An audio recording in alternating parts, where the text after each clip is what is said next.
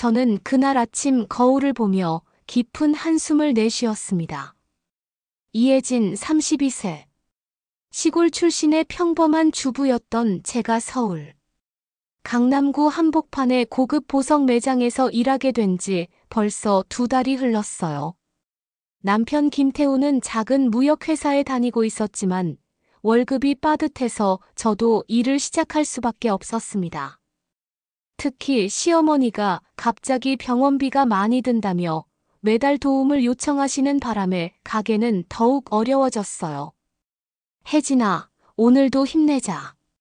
저는 작은 목소리로 자신에게 용기를 북돋우며 집을 나섰습니다. 지하철을 갈아타고 1시간 반을 달려 강남역에 도착했어요. 화려한 거리를 걸으며 매번 느끼는 거였지만 이곳은 정말 다른 세상 같았습니다. 매장에 도착하자마자 저를 맞이한 건 차가운 시선이었어요. 바로 매장 책임자인 박지원 과장이었습니다. 40대 중반의 그녀는 15년간 이곳에서 근무한 베테랑이었지만 저에게만큼은 유독 까다롭게 굴었어요. 이혜진 씨, 어제 진열 정리가 엉망이었어요. 고객들이 뭐라고 하던지 알아요? 죄송합니다. 오늘은 더 신경 쓰겠습니다. 저는 고개를 숙이며 사과했어요. 사실 어제 진열은 다른 직원과 함께 했던 일인데 혼자 책임을 지게 되었습니다. 하지만 반박할 용기가 없었어요. 박지원 과장은 냉소적인 표정으로 제 앞에 서더니 날카로운 목소리로 말했습니다. 여기가 어떤 곳인 줄 알고 오신 거예요? 동네 액세서리 가게가 아니라고요. 한 개 보석이 몇 천만 원 하는 곳이에요. 네, 잘 알고 있습니다. 알고 있다면 왜 맨날 실수투성이에요? 시골에서 올라온 티가 너무 나요. 말투부터 시작해서 걸음걸이까지 전부 다 어설퍼요. 매장 안에 있던 다른 직원들이 저희 쪽을 힐끗힐끗 바라봤어요. 얼굴이 뜨거워졌지만 참을 수밖에 없었습니다. 더 노력하겠습니다. 노력한다고 해서 다 되는 게 아니에요. 타고난 게 있어야 해요. 품격이라는 게 말이에요. 그 순간 매장 입구벨이 울리며 고객이 들어왔습니다. 박지원 과장은 순간 표정을 바꿔 환한 미소를 지으며 고객을 맞이했어요. 마치 방금 전에 일이 없었던 것처럼 말이죠. 저는 한쪽 구석에서 진열장을 정리하며 마음을 가라앉히려 했어요. 매일 반복되는 일이었지만 익숙해지지 않았습니다. 왜 나만 이렇게 당해야 하지? 하지만 이 일자리를 잃을 수는 없었어요. 점심시간이 되자 직원들은 하나 둘 밖으로 나갔지만 저는 홀로 매장을 지켜야 했습니다. 신입이라는 이유로 항상 마지막 순서였어요. 혜진 씨는 매장 보고 있어요. 혼자서도 충분히 할 수 있죠. 박지원 과장이 의미심장한 미소를 지으며 말했습니다. 사실상 점심을 굶으라는 소리였어요. 네, 알겠습니다. 혼자 남은 매장에서 저는 조용히 눈물을 닦았습니다. 언제까지 이렇게 살아야 할까요? 하지만 포기할 수는 없었어요. 가족을 위해서라도 버텨야 했습니다. 그런데 그때 매장 문이 조용히 열리며 한 고객이 들어왔어요. 50대 중반으로 보이는 우아한 여성이었습니다. 고급스러운 옷차림에 품격 있는 자세가 인상적이었어요. 안녕하세요. 혼자 계시네요. 네, 점심시간이라서요. 무엇을 도와드릴까요? 특별한 반지를 찾고 있어요. 결혼 30주년 기념으로 남편에게 선물하려고 하는데요. 저는 최선을 다해 여러 제품을 보여드리며 설명했어요. 그분은 제 설명을 진지하게 들어주셨고 마침내 500만 원짜리 다이아몬드 반지를 선택하셨습니다. 정말 좋은 선택하셨어요. 의미 있는 선물이 될 것 같습니다. 고마워요. 이런 세심한 서비스를 받은 건 오랜만이에요. 성함이 어떻게 되세요? 이혜진입니다. 혜진 씨, 앞으로 자주 찾아오게 될 것 같아요. 그분이 나가신 후 저는 처음으로 성취감을 느꼈어요. 누군가 제 서비스를 인정해 주었다는 사실이 너무 기뻤습니다. 하지만 박지원 과장이 돌아온 후 상황은 달라졌어요. 이혜진 씨, 점심시간에 혼자 판매했다고 들었는데. 네, 고객님이 오셔서 도와드렸습니다. 혼자서 500만 원짜리를 팔았다고요? 뭔가 이상하네요. 혹시 할인 같은 걸 임의로 해준 건 아니죠? 아닙니다. 정가로 판매했습니다. 박지원 과장은 의심스러운 눈으로 저를 바라봤어요. 마치 제가 뭔가 잘못했다는 듯이 말이죠. 신입이 그런 고액 상품을 혼자 판매하는 건 규정에 어긋나요. 다음부터는 반드시 저에게 보고하고 진행하세요. 제가 처음으로 올린 성과였는데 칭찬받기는커녕 혼이 나는 상황이었어요. 너무 억울했지만 또다시 참을 수밖에 없었습니다. 그날 밤 집에 돌아와서도 마음이 무거웠어요. 남편 태우가 걱정스러운 표정으로 물었습니다. 여보, 많이 힘들어 보이는데 괜찮아? 응, 괜찮아. 그냥 좀 피곤할 뿐이야. 하지만 정말로는 괜찮지 않았어요. 매일매일이 고통의 연속이었습니다. 언제까지 이렇게 견뎌야 할까요? 다음 날 출근길에서 저는 다시 한번 마음을 다잡았어요. 포기하지 말자. 언젠가는 달라질 거야. 하지만 그 언젠가가 언제일지는 아무도 모르는 일이었습니다. 입사 3개월이 지나도록 상황은 나아지지 않았습니다. 오히려 박지원 과장의 괴롭힘은 더욱 노골적이 되어 갔어요. 마치 저를 내보내려고 작정한 것 같았습니다. 이혜진 씨, 또 실수했네요. 그날도 사소한 실수를 빌미로 박지원 과장이 저를 불러 세웠어요. 고객에게 보석의 캐럿수를 잘못 말한 것이었는데 바로 정정했음에도 불구하고 용서해주지 않았습니다. 고작 이런 것도 제대로 못해요. 여기서 일할 자격이 있나 싶네요. 죄송합니다. 앞으로 더 조심하겠습니다. 조심한다고 말만 하지 말고 행동으로 보여요. 시골에서 온 티를 좀 벗으세요. 고객들이 다 알아봐요. 또다시 시작된 지역 차별 발언이었어요. 저는 주먹을 꽉 쥔 채 참았습니다. 그런데 더 심각한 일이 벌어졌어요. 박지원 과장이 고의로 제게 불가능한 업무를 지시하기 시작한 거예요. 혜진 씨, 오늘 중으로 전체 재고 정리하고 시스템에 입력해 놓으세요.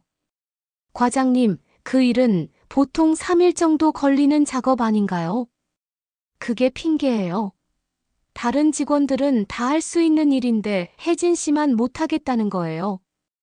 결국 저는 밤늦게까지 남아서 일해야 했어요. 다른 직원들은 모두 퇴근한 후 혼자 매장에서 야근을 했습니다. 집에 돌아가니 새벽 2시가 넘어 있었어요. 여보, 왜 이렇게 늦어? 걱정했어. 태우가 깜짝 놀라며 일어났어요. 응, 업무가 좀 많아서.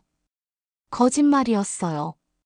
남편에게 털어놓고 싶었지만 더 걱정시키고 싶지 않았습니다. 다음 날 과로로 인해 컨디션이 최악이었어요. 그런데 박지원 과장은 제 상태를 보고 더욱 못되게 굴었습니다. 얼굴이 왜 그래요? 밤에 뭐 하고 다녔길래? 아닙니다. 그냥 좀 피곤해서요. 피곤하다고 고객 앞에서 그런 표정을 지으면 어떡해요? 프로 의식이 없어요. 점심시간에 화장실에서 거울을 보니 정말 초췌한 모습이었어요. 살도 많이 빠지고 다크서클도 심해졌습니다. 이렇게 계속 가다가는 몸이 망가질 것 같았어요. 그러던 어느 날 결정적인 사건이 터졌습니다. VIP 고객인 조 회장 부인이 특별 주문한 목걸이 배송 과정에서 문제가 생긴 거예요. 사실은 시스템 오류였는데 박지원 과장은 모든 책임을 저에게 돌렸습니다. 이혜진 씨 때문에 우리 매장 신뢰도가 땅에 떨어졌어요. 매장 한복판에서 목소리를 높이며 소리쳤어요. 다른 고객들까지 쳐다볼 정도였습니다. 정말 죄송합니다. 제가 처리하겠습니다. 처리한다고 해서 될 일이에요. 조 회장 부인이 얼마나 화를 내셨는데. 그때였습니다. 박지원 과장이 갑자기 손을 들어 제 뺨을 때렸어요. 매장 안이 순간 조용해졌습니다. 정신 좀 차려요. 뺨이 화끈거렸지만 그보다 더 아픈 건 마음이었어요. 이렇게 공개적으로 모욕을 당하다니. 눈물이 날 것 같았지만 필사적으로 참았습니다. 다른 직원들은 동정 어린 시선을 보냈지만 누구도 나서지 않았어요. 모두 자신의 자리를 지키는 데만 급급했습니다. 죄송합니다. 저는 고개를 숙인 채 다시 한번 사과했어요. 더 이상 무너질 수도 없고 포기할 수도 없었습니다. 퇴근 후 집에 돌아와서도 뺨의 자국이 사라지지 않았어요. 태우가 깜짝 놀라며 물었습니다. 여보, 얼굴에 뭐가 났어? 뭔가 빨간데? 아, 그냥 알레르기인 것 같아. 괜찮아. 또다시 거짓말을 해야 했어요. 이제는 거짓말하는 것도 자연스러워졌습니다. 그날 밤 저는 정말 그만둘까 심각하게 고민했어요. 하지만 현실은 냉혹했습니다. 당장 다른 일자리를 구하기도 어려웠고 가게 상황도 빠듯했어요. 다음 날 출근하는 발걸음이 무거웠습니다. 지하철 안에서 저는 마음속으로 다짐했어요. 조금만 더 참자. 언젠가는 기회가 올 거야. 하지만 그 기회가 이런 식으로 올 줄은 상상도 못했습니다. 그날도 평소와 다름없는 하루였어요. 박지원 과장의 트집은 계속되었고 저는 묵묵히 참고 견뎠습니다. 그런데 오후 3시쯤 매장에 한 고객이 들어왔어요. 60대 초반으로 보이는 우아한 여성이었습니다. 고급스러운 정장에 품격 있는 몸가짐이 눈에 띄었어요. 왠지 모르게 친숙한 느낌이 들었습니다. 안녕하세요. 어떤 제품을 찾으시나요? 제가 정중히 인사를 드리자 그분이 따뜻한 미소를 지으며 대답하셨어요. 딸 생일 선물로 귀걸이를 찾고 있어요. 너무 화려하지 않으면서도 고급스러운 걸로요. 네, 이쪽에 좋은 제품들이 있습니다. 천천히 보여드릴게요. 저는 정성스럽게 여러 제품을 보여드리며 하나하나 설명했어요. 그분은 제 설명을 진지하게 들어주셨고 중간중간 감탄사를 내기도 하셨습니다. 정말 자세히 설명해 주시네요. 다른 곳에서는 이렇게 친절하게 해주지 않았는데 고객님께서 만족하실 수 있도록 최선을 다하는 게 당연하죠. 그때 박지원 과장이 다가왔어요. 고액 고객이라고 판단했는지 갑자기 관심을 보이기 시작했습니다. 고객님 안녕하세요. 제가 이 매장 책임자 박지원입니다. 네, 안녕하세요. 혹시 불편한 점은 없으셨나요? 신입 직원이라 아직 서툰 부분이 많아서요. 박지원 과장이 은근히 저를 깎아내리는 말을 했어요. 그런데 그 고객분이 의외의 반응을 보이셨습니다. 아니에요. 오히려 정말 친절하고 전문적으로 상담해 주셨어요. 이런 직원이 있어서 이 매장이 유명한 거겠네요. 박지원 과장의 얼굴이 순간 굳어졌어요. 제가 칭찬받는 모습을 보고 못마땅해하는 것 같았습니다. 아, 그러시군요. 그럼 계속 상담 받으세요. 박지원 과장이 어색하게 물러났어요. 최종적으로 그 고객분은 300만 원짜리 다이아몬드 귀걸이를 선택하셨습니다. 제가 추천해드린 제품이었어요. 정말 좋은 선택이에요. 딸분이 무척 좋아하실 거예요. 고마워요. 혜진 씨 덕분에 좋은 선물을 골랐네요. 그분이 제 이름을 기억해 주신 게 감동적이었어요. 성함을 알 수 있을까요? 다음에도 혜진 씨를 찾아뵙고 싶어서요. 강미라입니다. 강미라님 감사합니다. 언제든 찾아와 주세요. 강미라님이 매장을 나가신 후 박지원 과장의 표정이 험악해졌어요. 이혜진 씨, 뭔가 이상하네요. 신입인 주제에 고액 고객들이 자꾸 찾아오고 열심히 하다 보니 그런 것 같습니다. 혹시 개인적으로 뭔가 하는 거 아니에요? 할인이나 특혜 같은 걸 말이에요. 절대 그런 일 없습니다. 하지만 박지원 과장은 의심의 눈초리를 거두지 않았어요. 오히려 저를 더욱 감시하기 시작했습니다. 며칠 후 강미라 님이 다시 매장을 찾아오셨어요. 이번에는 남편분과 함께였는데 손목시계를 보러 오신 거였습니다. 혜진 씨, 안녕하세요. 지난번 귀걸이 딸이 정말 좋아했어요. 다행이네요. 오늘은 어떤 제품을 찾으시나요? 남편 생일 선물로 시계를 보러 왔어요. 추천해 주실 수 있나요? 저는 다시 한번 최선을 다해 상담해 드렸어요.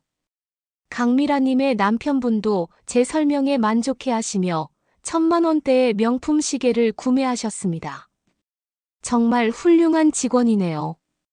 이런 분이 있어서 이 매장이 믿을만 하겠어요. 남편분까지 칭찬해 주시니 너무 기뻤어요. 하지만 박지원 과장의 반응은 달랐습니다. 이상해요. 너무 이상해. 신입이 연달아 고액 판매를 성사시키다니. 박지원 과장은 제가 뭔가 부정한 방법을 쓰고 있다고 의심하기 시작했어요. 심지어 제 개인 소지품까지 검사하려고 했습니다. 혜진 씨, 가방 좀 열어보세요. 왜요? 확인할 게 있어서요. 억울했지만 거부할 수도 없었어요. 가방을 열어서 보여드렸지만 당연히 아무것도 나오지 않았습니다. 이상하네요. 분명 뭔가 있을 텐데. 박지원 과장은 끝까지 의심을 거두지 않았어요. 그러던 중 더 큰 사건이 터졌습니다. 강미라 님이 추천해 주신 다른 고객분들이 연달아 매장을 찾아온 거예요. 모두 저를 지명해서 상담을 받으셨고 고액 구매로 이어졌습니다. 한 달 만에 제 개인 매출이 매장 전체의 40%를 차지하게 되었어요. 신입으로서는 믿기 어려운 성과였습니다. 이건 정상이 아니에요. 박지원 과장이 마침내 폭발했어요. 분명히 뭔가 꾸미고 있는 게 틀림없어요. 본사에 신고하겠어요. 과장님, 정말 정당한 방법으로 한 일입니다. 거짓말하지 마세요. 시골 출신 신입이 어떻게 이런 성과를 낼 수 있어요? 그날 박지원 과장은 정말로 본사에 신고를 했어요. 제가 부정한 방법으로 매출을 올리고 있다고 말이죠. 며칠 후 본사에서 감사팀이 나왔습니다. 저는 긴장된 마음으로 조사를 받았어요. 이혜진 씨, 최근 매출 증가에 대해 설명해 주세요. 고객 한 분 한 분께 정성을 다해 상담해 드린 결과입니다. 그분들이 추천해 주셔서 다른 고객들도 오시게 된 거예요. 감사팀은 며칠간 철저하게 조사했어요. CCTV도 확인하고 고객들에게도 연락해서 확인했습니다. 결과는 놀라웠어요. 모든 것이 정당했고 오히려 제가 모범 직원으로 인정받게 된 거예요. 이혜진 씨는 회사의 모범이 될 만한 직원입니다. 앞으로 더욱 격려해 주시기 바랍니다. 감사팀장이 박지원 과장에게 말했어요. 박지원 과장의 얼굴이 새하얗게 변했습니다. 그런데 그날 저녁 강미라님께서 갑자기 전화를 주셨어요. 혜진 씨, 내일 점심시간에 잠깐 만날 수 있을까요? 할 말이 있어서요. 무슨 일인지 궁금했지만 약속을 잡았어요. 그런데 그 만남에서 제 인생이 완전히 바뀔 이야기를 듣게 될 줄은 상상도 못했습니다. 다음 날 점심시간에 강미라님과 만나기로 한 카페에 도착했어요. 그분은 이미 자리에 앉아 저를 기다리고 계셨습니다. 혜진아, 앉아. 갑자기 반말을 하시는 게 의외였어요. 하지만 왠지 모르게 편안한 느낌이 들었습니다. 말 놓고 하셔도 괜찮아요. 오늘 무슨 일로 부르셨나요? 강미라님이 잠시 망설이시더니 조심스럽게 입을 열었어요. 혜진아, 혹시 내 남편 이름이 김태훈이? 갑작스러운 질문에 깜짝 놀랐어요. 네, 맞는데요. 어떻게 아세요? 그리고 태우 아버지 성함이 김정수 씨가 맞니? 네, 맞습니다. 하지만 어떻게? 그 순간 강미라님의 눈에 눈물이 맺혔어요. 혜진아, 나는 내 시어머니야. 네. 귀를 의심했어요. 무슨 말씀인지 이해할 수 없었습니다. 내가 태우의 엄마 강미라야. 그럴 리가요. 시어머니는 5년 전에 돌아가셨는데요. 아니야. 나는 살아있어. 태우에게 죽었다고 거짓말을 한 거야. 머리가 하얗게 변하는 기분이었어요. 도대체 무슨 일인지 이해할 수 없었습니다. 강미라님이 천천히 설명해 주셨어요. 5년 전 내가 큰 사업에 실패하면서 엄청난 빚을 지게 됐어. 사채업자들이 태우에게까지 해를 가할까봐 차라리 죽은 걸로 하고 몰래 사라진 거야. 제 머릿속이 복잡해졌어요. 이게 현실인지 꿈인지 구분할 수 없었습니다. 그럼 지금까지 어디서 뭘 하고 계셨어요? 해외로 나가서 정말 힘들게 살았어. 공장에서 일하기도 하고 식당에서 일하기도 하면서 돈을 모았지. 그리고 작은 사업을 시작해서 운 좋게 성공했어. 강미라님이 눈물을 닦으며 계속 말씀하셨어요. 이제 빚도 다 갚고 여유가 생겨서 한국에 돌아왔는데 태우가 결혼했다는 소식을 들었어. 그래서 며느리가 어떤 사람인지 궁금해서 찾아본 거야. 그래서 저를 찾아오신 거였군요. 처음에는 그냥 한번 보고 말려고 했는데 내가 일하는 모습을 보니까 너무 기특하더라. 그런데 그 박지원이라는 사람이 너를 너무 괴롭히는 걸 보고 참을 수가 없었어. 이제야 모든 게 이해되었어요. 왜 강미라님이 저에게 그렇게 관심을 보이셨는지, 왜 다른 고객들을 소개해 주셨는지 알 수 있었습니다. 어머니. 응, 내 며느리. 강미라님이 제 손을 잡으며 미소 지으셨어요. 이제 다 털어놓을게. 사실 나는 지금 꽤 큰 사업을 하고 있어. 보석 수입업체를 운영하고 있거든. 내가 일하는 매장도 우리 회사가 보석을 공급하는 곳이야. 정말요? 그래. 그래서 매장 사장에게 연락해서 내 상황을 알아봤더니 그 박지원이라는 사람이 얼마나 내게 못되게 구는지 다 들었어. 제 가슴이 뛰기 시작했어요. 이제 상황이 어떻게 될지 감이 왔습니다. 어머니, 그럼 혹시... 응. 내일부터 상황이 완전히 달라질 거야. 박지원 그 여자가 내게 한 모든 것들을 다 갚아줄 거야. 다음 날 출근했을 때 매장 분위기가 심상치 않았어요. 박지원 과장이 평소와 달리 긴장한 모습이었고 다른 직원들도 수군거리고 있었습니다. 무슨 일이에요? 선배 직원인 윤소희 씨가 조심스럽게 말했어요. 본사에서 큰손 고객이 온다고 연락이 왔어요. 아주 중요한 분이라면서 절대 실수하지 말라고 하더라고요. 아, 시어머니께서 움직이신 거구나. 저는 속으로 미소 지었어요. 오전 10시쯤 매장에 여러 명이 함께 들어왔어요. 강미라님과 함께 정장을 입은 남성 몇 분이 동행하셨습니다. 박지원 과장이 허둥지둥 달려나와 깍듯이 인사했어요. 안녕하세요. 저는 이 매장 책임자 박지원입니다. 네, 안녕하세요. 저는 골드스타 트레이딩 대표 강미라입니다.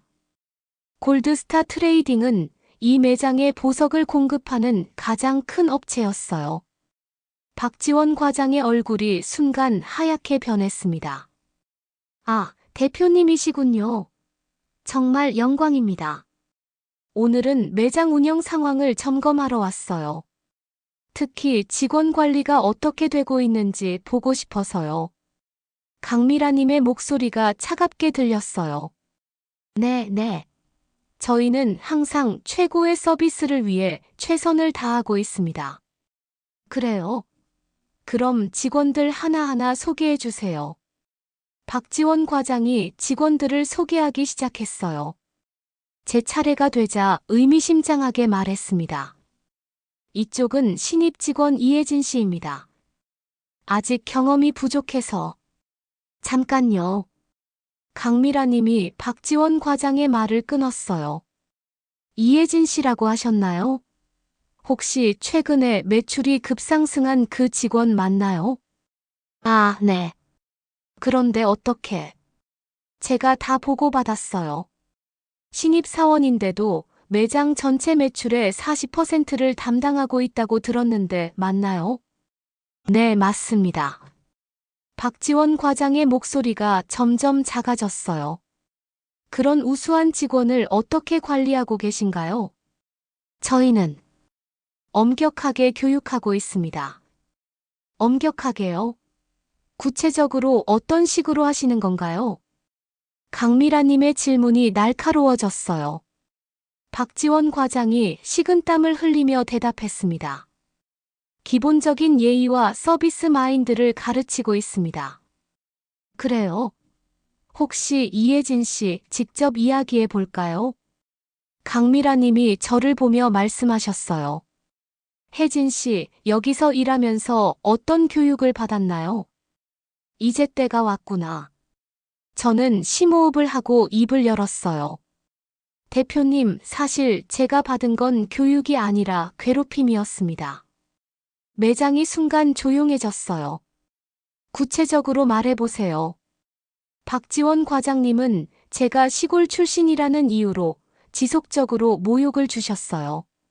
시골 촌놈, 품격이 없다는 식의 발언을 일상적으로 하셨고, 심지어 고객들 앞에서 뺨을 때리기도 하셨습니다. 박지원 과장의 얼굴이 새파랗게 변했어요. 그건. 또한 고의로 불가능한 업무량을 지시해서 야근을 강요하셨고, 제가 성과를 올릴 때마다 부정한 방법을 썼다고 의심하며 괴롭히셨습니다. 강미라님의 표정이 차갑게 변했어요. 박지원 씨, 이게 사실인가요? 대표님, 그건 오해입니다. 제가 그럴 리가. 다른 직원들도 증언해 보세요. 강미라님이 다른 직원들을 바라봤어요. 윤소희 씨가 용기를 내서 말했습니다. 사실입니다. 박 과장님이 혜진 씨에게만 유독 심하게 하셨어요. 저희도 다 알고 있었지만 말할 용기가 없었어요. 다른 직원들도 하나둘 진실을 털어놓기 시작했어요. 맞습니다. 지역 차별 발언도 자주 하셨고요. 뺨을 때리는 것도 저희가 다 봤어요. 박지원 과장이 완전히 당황해서 변명하기 시작했어요. 대표님, 저는 정말 회사를 위해서. 강미라님의 목소리가 얼음장처럼 차가워졌어요. 직원을 괴롭히는 게 회사를 위하는 일인가요? 더군다나 가장 우수한 성과를 내는 직원을 말이에요. 죄송합니다. 제가 잘못했습니다. 박지원 과장이 무릎을 꿇으며 빌기 시작했어요. 박지원 씨, 당신은 오늘부로 해고입니다. 대표님, 제발 한 번만 용서해 주세요. 용서요? 15년간 이 회사에서 일하면서 이런 식으로 직원을 관리했다는 게 더 충격적이에요. 당장 짐 싸서 나가세요. 박지원 과장이 울면서 애원했지만 강미라님은 단호했어요. 보안 요원, 이 사람 즉시 퇴장시켜 주세요. 순식간에 모든 게 끝났어요. 그토록 저를 괴롭혔던 박지원 과장이 비참하게 쫓겨나는 모습을 보니 속이 시원했습니다. 혜진 씨, 강미라 님이 저를 불렀어요. 네, 대표님. 오늘부터 당신이 이 매장의 신임 매니저입니다. 네. 믿을 수 없었어요. 신입사원에서 갑자기 매니저가 되다니. 당신의 실력과 성실함을 인정합니다. 또한 월급도 3배로 인상해 드리겠어요. 매장 안의 모든 직원들이 놀란 표정으로 저를 바라봤어요. 감사합니다, 대표님. 제 목소리가 떨렸어요. 꿈만 같은 일이었습니다. 그날 저녁 집에 돌아와서 태우에게 모든 걸 털어놓았어요. 여보, 오늘 정말 놀라운 일이 있었어. 무슨 일인데? 사실은 어머니가 살아계셔. 태우가 깜짝 놀라며 일어났어요. 뭐라고? 그게 무슨 말이야? 저는 차근차근 모든 상황을 설명했어요. 태우는 처음엔 믿을 수 없다는 표정이었지만 점점 눈물을 흘리기 시작했습니다. 정말 엄마가 살아계시다고? 응. 내일 만나보자고 하셔. 다음 날 가족 상봉이 이루어졌어요. 태우는 어머니를 보자마자 아이처럼 울음을 터뜨렸습니다. 엄마, 정말 엄마야? 미안하다, 아들아. 정말 미안해. 강미라 님도 눈물을 흘리시며 태우를 꼭 안아주셨어요. 왜 죽었다고 거짓말을 하셨어요? 얼마나 힘들었는데요. 너에게 피해를 주고 싶지 않았어. 사채업자들이 너까지 괴롭힐까봐 무서웠거든. 엄마의 빚이면 제가 같이 해결했을 텐데요. 그때는 너무 어렸잖아. 이제는 다 해결됐으니까 다시 가족이 되자. 그렇게 우리 가족은 다시 재회했어요. 몇 달 후 저는 매장 매니저로서 완전히 자리를 잡았습니다. 직원들과의 관계도 좋아졌고 매출도 꾸준히 상승했어요. 매니저님, 오늘 VIP 고객 3분이 더 오신다고 연락 왔어요. 윤소희 씨가 밝은 표정으로 보고했어요. 이제는 저를 존경하는 눈빛으로 바라봅니다. 좋아요. 최선을 다해서 모시자. 저는 자신감 넘치는 목소리로 대답했어요. 그날 밤 거울을 보니 완전히 다른 사람이 되어 있었어요. 자신감 넘치는 표정, 당당한 자세, 모든 게 달라져 있었습니다. 여보, 정말 많이 달라졌어. 태우가 감탄하며 말했어요. 응. 이제는 누구에게도 위축되지 않을 거야. 시어머니 덕분에 제 인생이 완전히 바뀌었지만 가장 중요한 건 제가 끝까지 포기하지 않았다는 것이었어요. 1년 후 저는 골드스타 트레이딩의 부사장이 되었어요. 시어머니께서 사업을 확장하시면서 저에게 큰 역할을 맡겨주신 거였습니다. 혜진아, 내가 정말 자랑스럽다. 시어머니가 미소 지으며 말씀하셨어요. 어머니 덕분이에요. 아니야.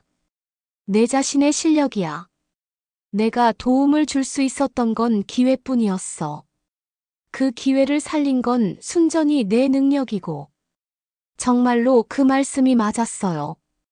시어머니께서 길을 열어주셨지만 그 길을 걸어간 건 저 자신이었습니다. 어느 날 우연히 예전 매장을 지나가게 되었어요. 그곳에서 박지원 전 과장을 만났습니다. 혜진 씨. 그녀는 많이 초췌해져 있었어요. 안녕하세요. 저는 담담하게 인사했어요. 미안해요. 정말 미안해. 이제는 다 지난 일이에요. 나 때문에 얼마나 힘들었을까. 정말 후회하고 있어요. 박지원 씨의 진심 어린 사과를 받으니 마음이 한결 가벼워졌어요. 앞으로 좋은 일만 있으시길 바라요. 저는 진심으로 그렇게 말했어요. 이제는 미워할 이유도 없었습니다. 그날 저녁 태우와 함께 산책을 하며 말했어요. 여보, 나는 정말 행복해. 나도야. 우리 모두 행복하잖아. 그때 포기하지 않았길 정말 다행이야. 맞아. 힘들 때 포기하지 않고 버텨준 당신이 자랑스러워. 우리는 손을 잡고 천천히 걸었어요. 앞으로도 어떤 어려움이 와도 함께 헤쳐나갈 수 있을 것 같았습니다. 2년 후 저희 부부는 쌍둥이를 낳았어요. 시어머니께서는 세상에서 가장 행복한 할머니가 되셨습니다. 우리 손주들아, 할머니가 왔다. 시어머니가 아이들을 보며 환한 미소를 지으셨어요. 어머니, 이제 정말 완벽한 가족이 됐네요. 그러게. 힘든 시간들이 있었지만 결국 모든 게 잘 풀렸구나. 저는 골드스타 트레이딩을 국내 최고의 보석 회사로 키웠어요. 직원들을 가족처럼 대하며 누구도 차별받지 않는 회사 문화를 만들었습니다. 특히 어려운 환경에서 온 직원들을 적극적으로 채용해서 기회를 주었어요. 예전에 제 모습을 보는 것 같아서였습니다.